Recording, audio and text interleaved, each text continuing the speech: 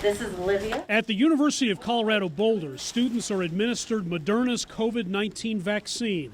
It's been a difficult school year for many of them. We don't really have any time to breathe, and it's just kind of a big, gloomy cloud over everyone. They're here to help lift that cloud. They're among the 12,000 students ages 18 to 26 from 21 universities who are enrolled in a national study called Prevent COVID-U that's aimed at determining whether the vaccine can prevent both infection and transmission of the virus. It will add to our knowledge regarding, well, what does it mean to be vaccinated? Chris D'Souza is co-principal investigator for this school's portion of the federally funded trial.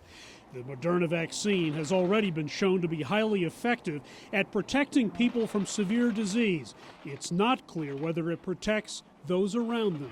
What does that mean on a campus if 80% of the student population are vaccinated, if 90% are vaccinated? We think it's an incredibly important question. Half the students will be vaccinated right away, the other half 4 months later.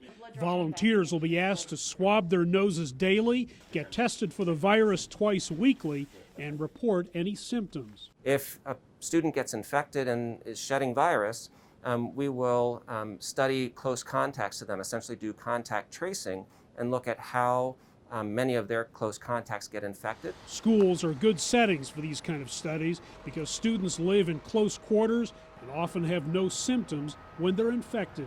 The trial will help universities plan for a return to normal campus life this fall.